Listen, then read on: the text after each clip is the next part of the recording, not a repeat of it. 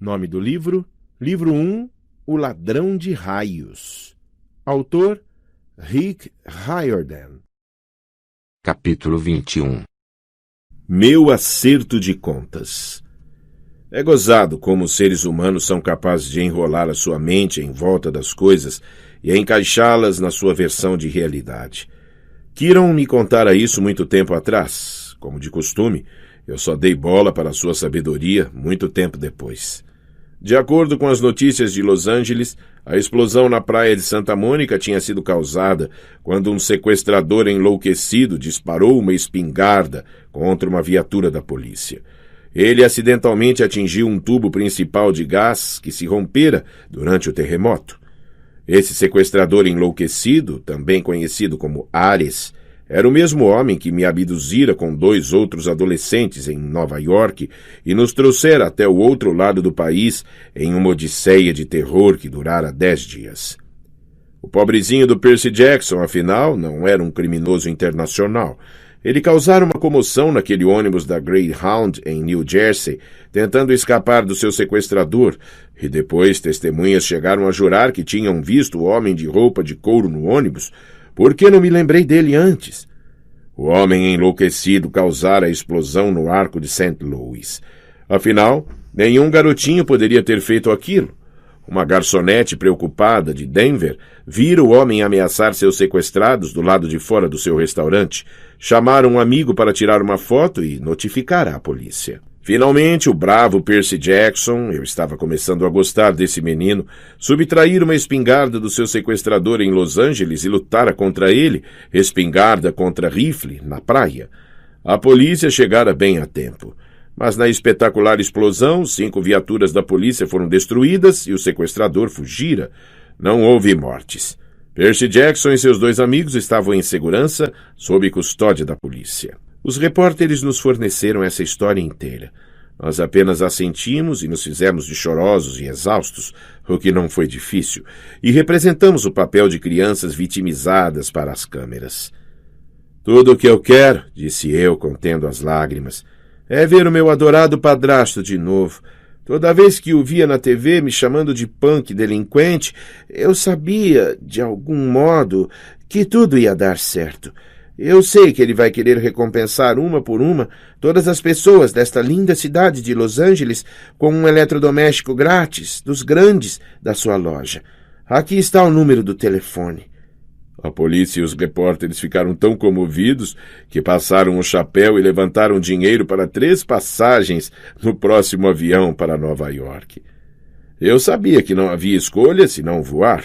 Esperava que Zeus me desse algum tempo de lambuja, consideradas as circunstâncias. Mas ainda assim foi difícil me forçar a embarcar no voo. A decolagem foi um pesadelo. Cada momento de turbulência era mais assustador que um monstro grego. Eu não larguei dos braços da poltrona até pousarmos em segurança no aeroporto de LaGuardia. A imprensa local aguardava por nós do lado de fora da segurança, mas conseguimos escapar graças a Annabeth, que os atraiu para longe com seu boné dos Yankees invisível, gritando: "Eles estão lá, perto da sorveteria! Venham!" E depois se juntou a nós na área de retirada de bagagem. Separamo-nos no ponto de táxi. Eu disse a Annabeth e Groover para voltar à colina meio-sangue e contar a Kieron o que acontecera. Eles protestaram e era difícil deixá-los partir depois de tudo o que passamos juntos, mas eu sabia que tinha de cumprir essa última parte da minha missão sozinho. Se as coisas dessem errado, se os deuses não acreditassem em mim, eu queria que Annabeth e Groover sobrevivessem para contar a verdade a Kieron. Embarquei em um táxi e segui para Manhattan. 30 minutos depois, entrei no saguão do edifício Empire State. Devo ter parecido uma criança abandonada com minhas roupas esfarrapadas e minha cara toda arranhada. Eu não dormia havia pelo menos 24 horas.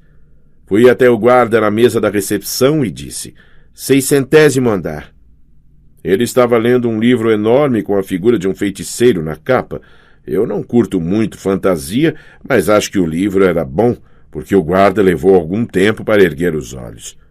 Esse andar não existe, garoto. Eu preciso de uma audiência com Zeus. Ele me deu um sorriso vago. O quê? Você me ouviu.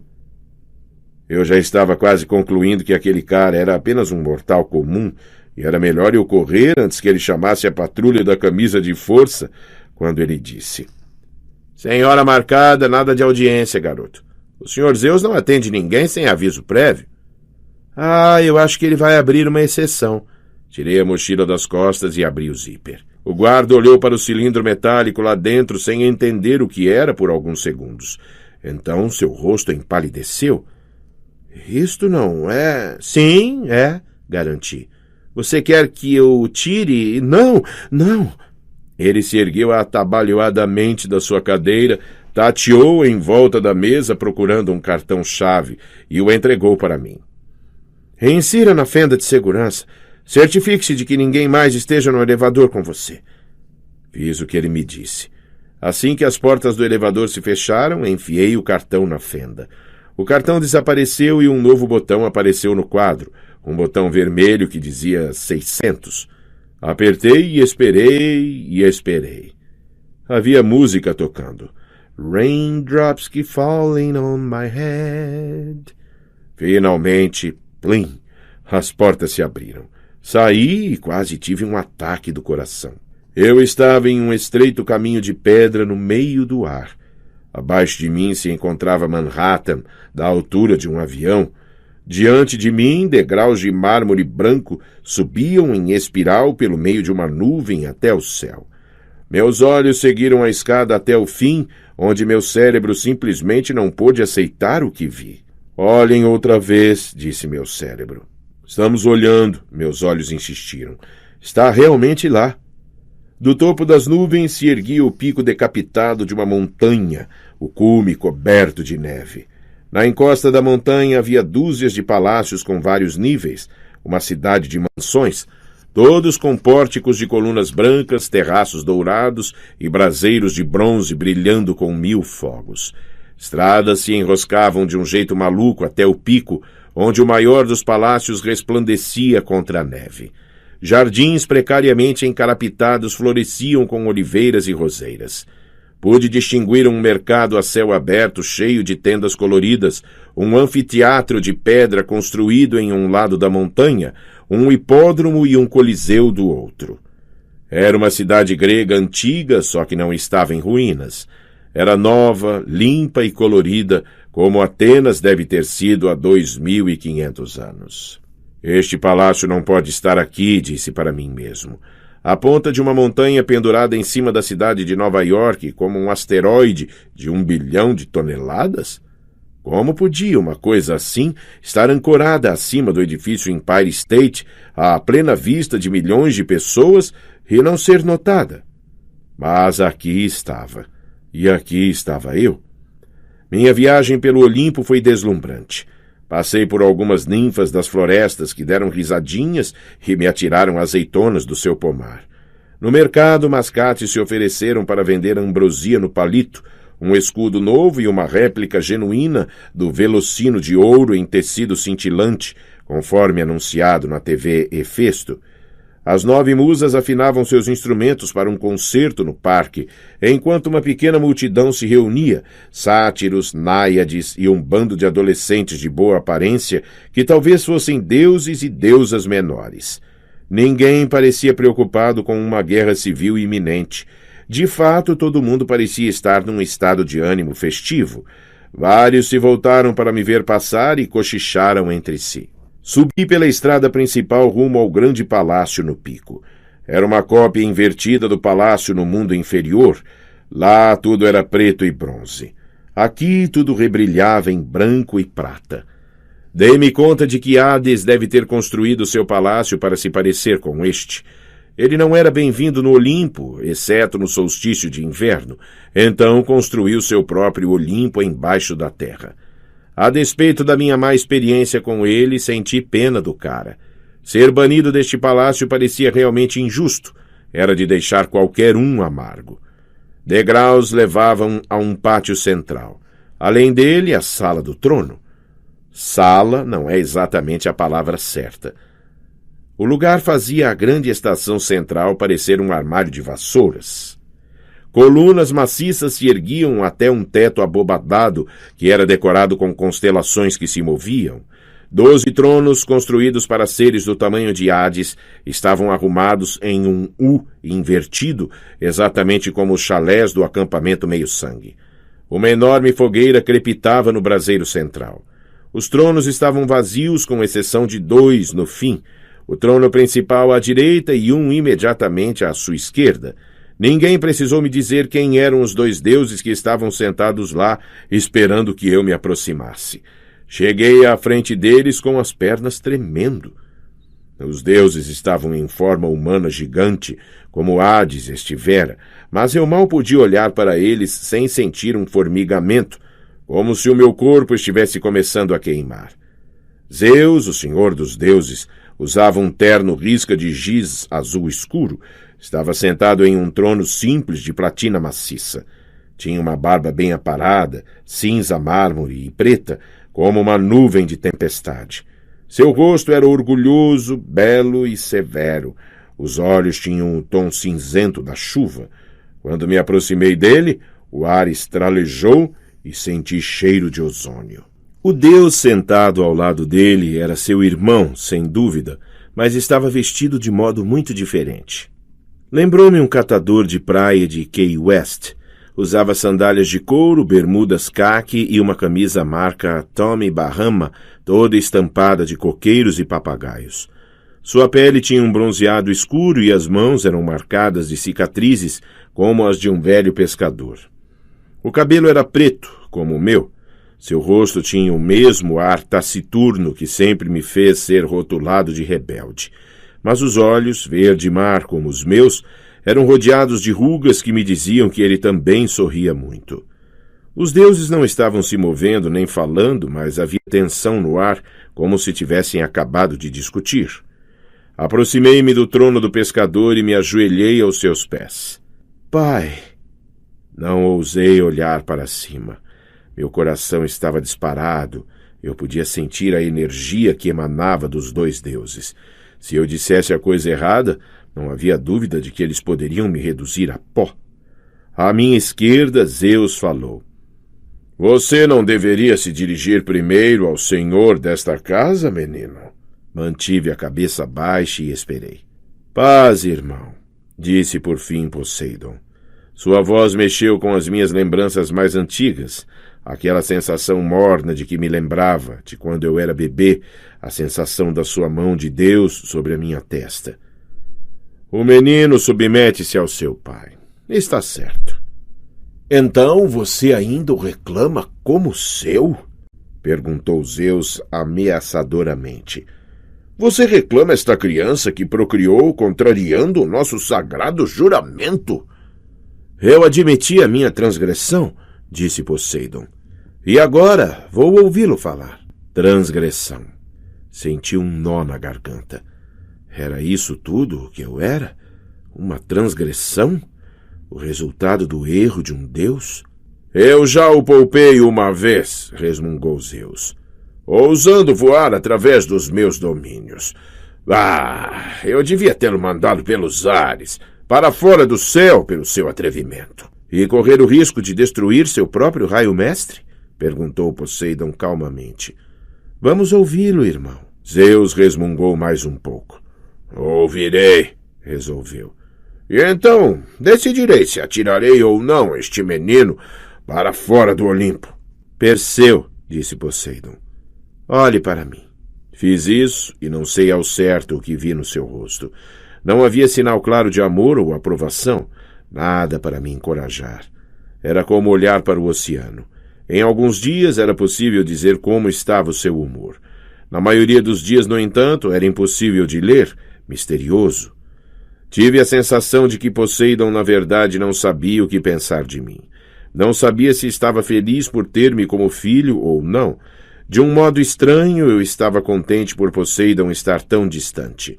Se ele tivesse tentado se desculpar, ou dito que me amava, ou mesmo sorrido, teria parecido falso. Como um pai humano, dando alguma desculpa pouco convincente por não estar presente. Eu poderia viver com isso. Afinal, eu mesmo também não estava muito seguro a respeito dele. Dirija-se ao Sr. Zeus, menino, disse-me Poseidon. Conte a ele a sua história. Então contei tudo a Zeus exatamente como havia acontecido. Tirei da mochila o cilindro de metal que começou a fagulhar na presença do Deus do céu e o pus aos seus pés. Houve um longo silêncio, quebrado apenas pelo crepitar do fogo no braseiro. Zeus abriu a palma da sua mão. O raio voou para dentro dela. Quando ele fechou o punho, os pontos metálicos fulguraram com eletricidade, até ele ficar segurando o que parecia mais um relâmpago clássico, um dardo de 6 metros, feito de energia com centelhas chiantes, que fez os meus cabelos se eriçarem. Sinto muito que o menino diz a verdade, murmurou Zeus. Mas não é nada típico de Ares fazer uma coisa assim. Ele é orgulhoso e impulsivo, disse Poseidon. É coisa de família. Senhor? Chamei. Ambos disseram. Sim. Ares não agiu sozinho. Outra pessoa, ou outra coisa, teve a ideia. Descrevi os meus sonhos e a sensação que tive na praia, o momentâneo hálito do mal que parecera parar o mundo e fizera Ares desistir de me matar. Nos meus sonhos, disse eu, a voz me disse para levar o raio ao mundo inferior. Ares insinuou que também estava tendo sonhos. Acho que ele estava sendo usado, assim como eu, para começar uma guerra. Você está acusando Hades, afinal? Perguntou Zeus. Não, disse eu. Quer dizer, Sr. Zeus, eu estive na presença de Hades. A sensação na praia foi diferente. Era a mesma coisa que senti quando cheguei perto daquele abismo. Aquela era a entrada para o Tártaro, não era? Alguma coisa poderosa e maligna está se agitando lá embaixo. Alguma coisa ainda mais antiga que os deuses. Poseidon e Zeus se entreolharam. Eles tiveram uma rápida e intensa discussão em grego antigo. Só peguei uma palavra. Pai. Poseidon fez algum tipo de sugestão, mas Zeus o cortou. Poseidon tentou discutir. Zeus ergueu a mão, zangado. Não vamos mais falar disso, disse Zeus. Preciso ir pessoalmente purificar este raio nas águas de Lemnos para remover a mácula humana do seu metal. Ele se levantou e olhou para mim. Sua expressão se suavizou uma fração de 1 grau. Você me prestou um serviço, menino. Poucos heróis poderiam ter conseguido tanto. Eu tive ajuda, senhor, disse eu. Grover Underwood e Annabeth Chase. Para demonstrar minha gratidão, pouparei sua vida. Não confio em você, Perseu Jackson. Não gosto do que a sua chegada significa para o futuro do Olimpo. Mas, em nome da paz na família, eu o deixarei viver. Obrigado, senhor. Não ouse voar de novo. Não me deixe encontrá-lo aqui quando eu voltar. Ou irá provar este raio. E será a sua última sensação. Um trovão sacudiu o palácio. Com um clarão ofuscante, Zeus se foi. Eu estava sozinho na sala do trono com meu pai. O seu tio, suspirou Poseidon, sempre teve um talento especial para saídas teatrais. Acho que ele teria se saído bem como o deus do teatro. Um silêncio constrangedor. Senhor, disse eu, o que havia naquele abismo? Poseidon olhou atentamente para mim. Você não adivinhou? Cronos, disse eu, o rei dos titãs. Mesmo na sala do trono do Olimpo, longe do Tártaro, o nome Cronos escureceu o ambiente e fez o fogo no braseiro não parecer mais quente nas minhas costas. Poseidon segurou o seu tridente. Na Primeira Guerra Mundial, Percy, Zeus cortou o nosso pai Cronos em 1000 pedaços, exatamente como Cronos fizera com seu próprio pai, Uranos. Zeus lançou os restos de Cronos no mais escuro abismo do Tártaro. O exército dos titãs foi dispersado, sua fortaleza na montanha sobre o Etna, destruída, seus monstruosos aliados foram expulsos para os cantos mais distantes da terra. E, contudo, titãs não podem morrer, não mais que nós, deuses.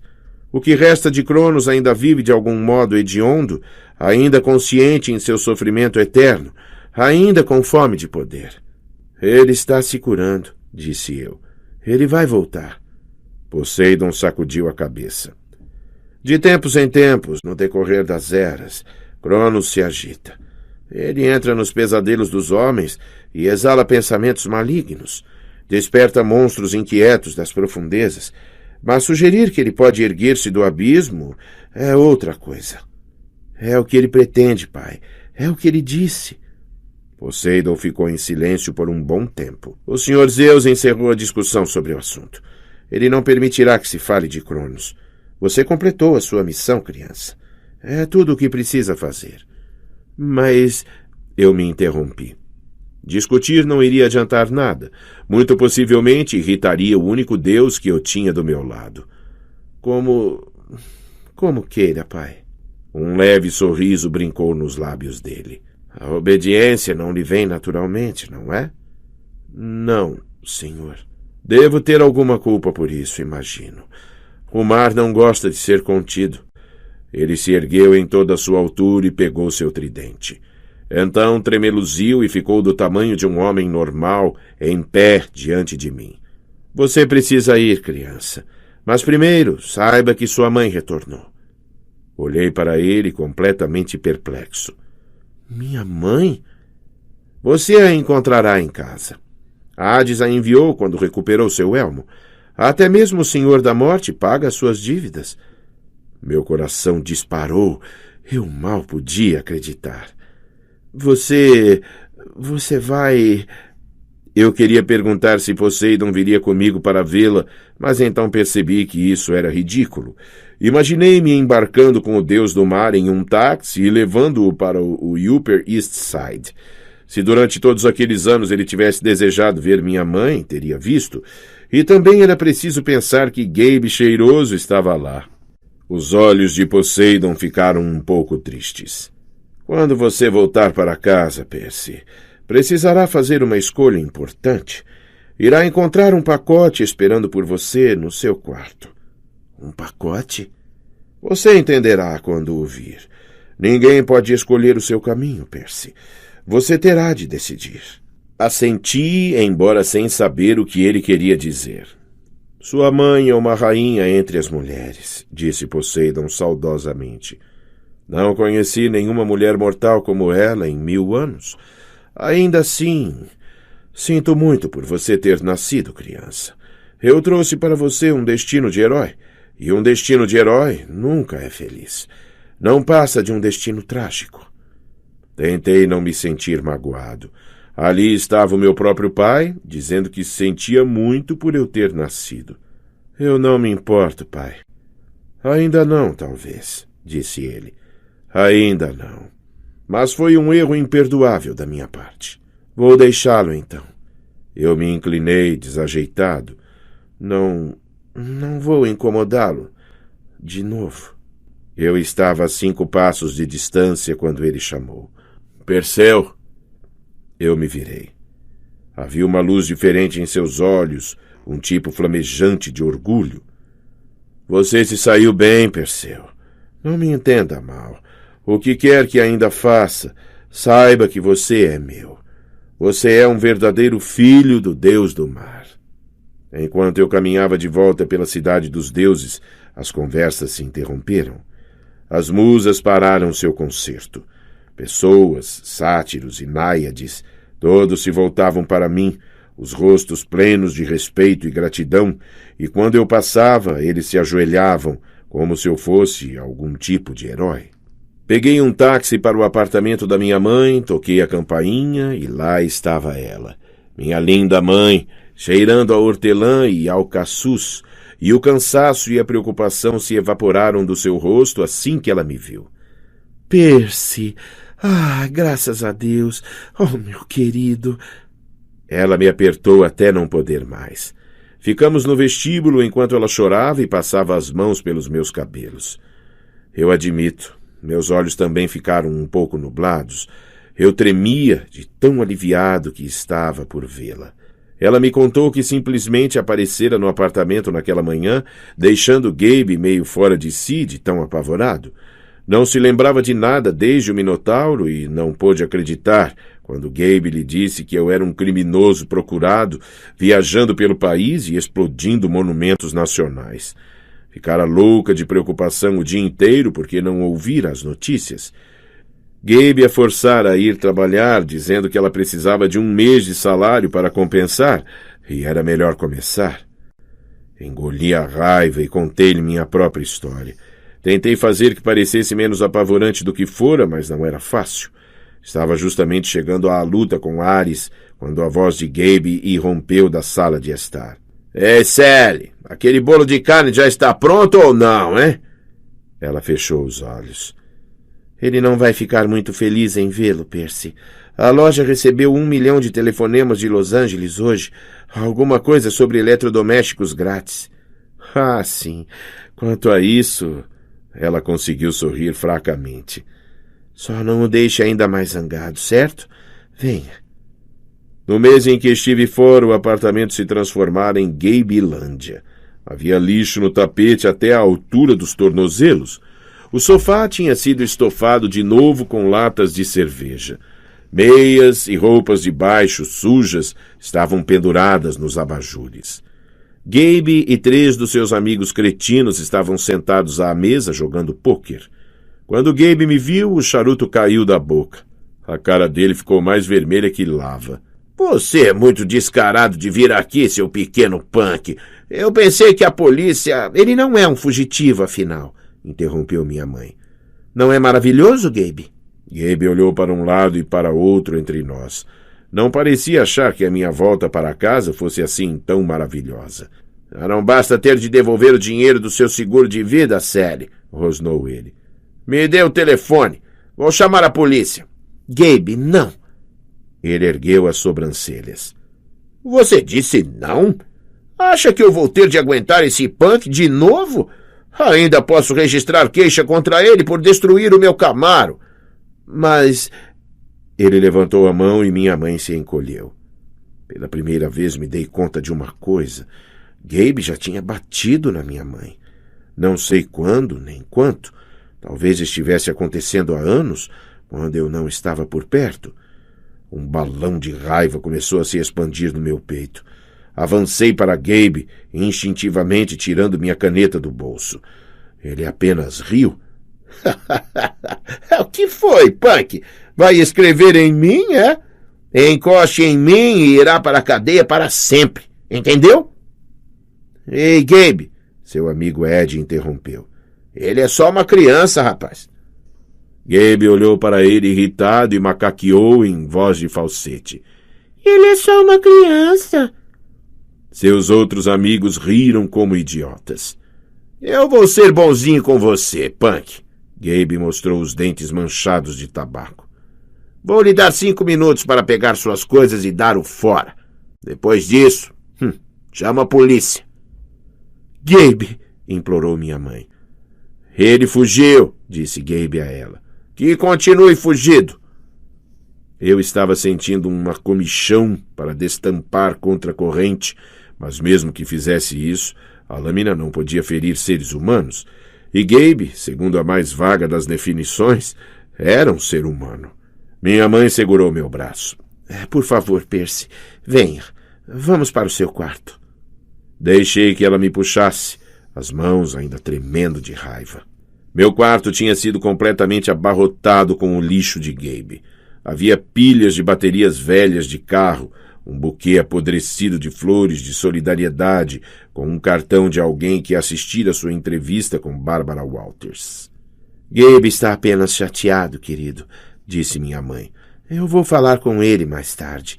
Tenho certeza de que vai dar certo. Mamãe, nunca vai dar certo. Não enquanto Gabe estiver aqui. Ela torceu as mãos nervosamente. Eu vou levar você comigo para o trabalho durante o resto do verão. No outono talvez haja algum outro internato. Mamãe. Ela baixou os olhos. Estou tentando, Percy. Eu só preciso de algum tempo. Um pacote apareceu em cima da minha cama.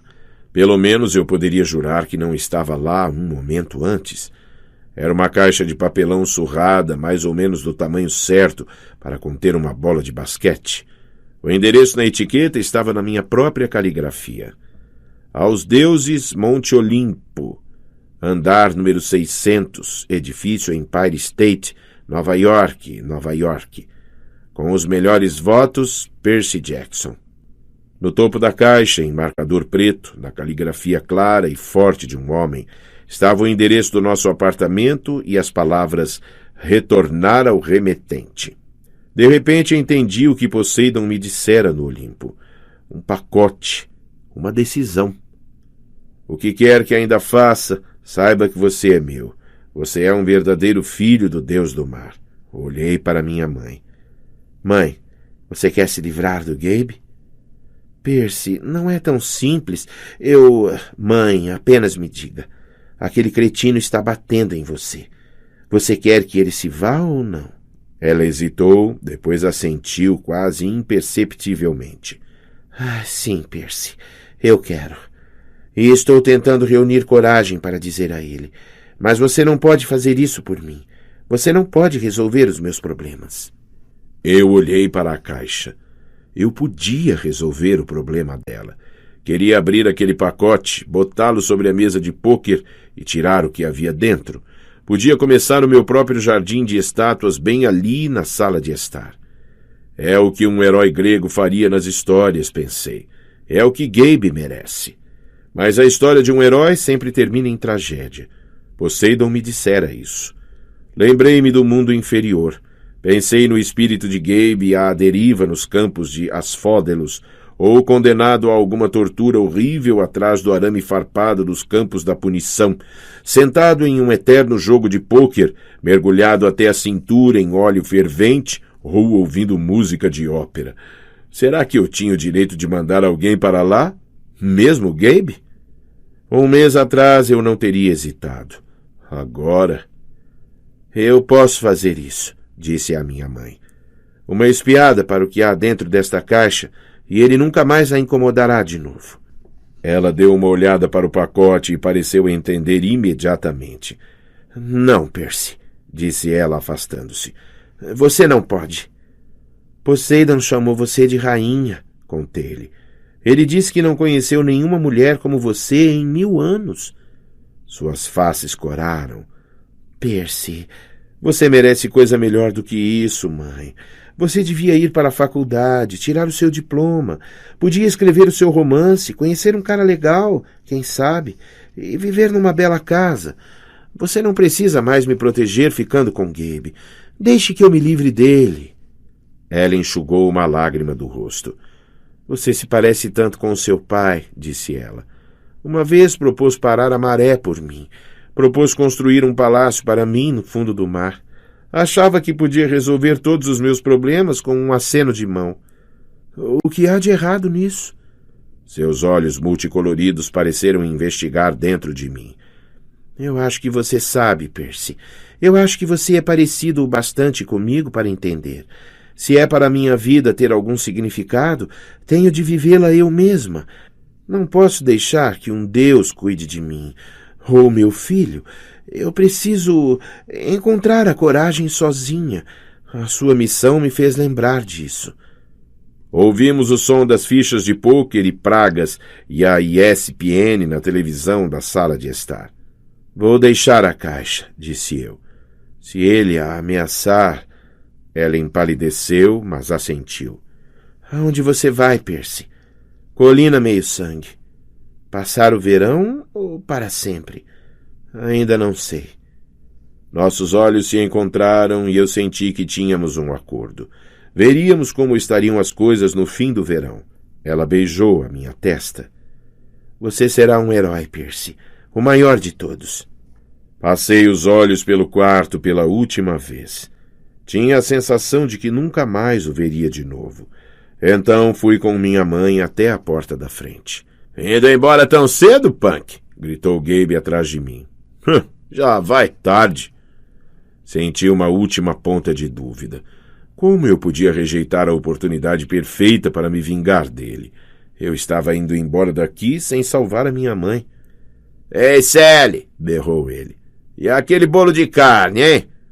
Uma expressão de raiva, dura como aço, brilhou nos olhos da minha mãe, e eu pensei, quem sabe, talvez eu a estivesse deixando em boas mãos, afinal. As dela mesma. O bolo de carne já está saindo, meu bem, disse ela a Gabe. Um bolo de carne surpresa. Olhou para mim e piscou. A última coisa que vi quando a porta se fechou foi minha mãe olhando para Gabe com o jeito de quem imagina que ele daria uma ótima estátua de jardim.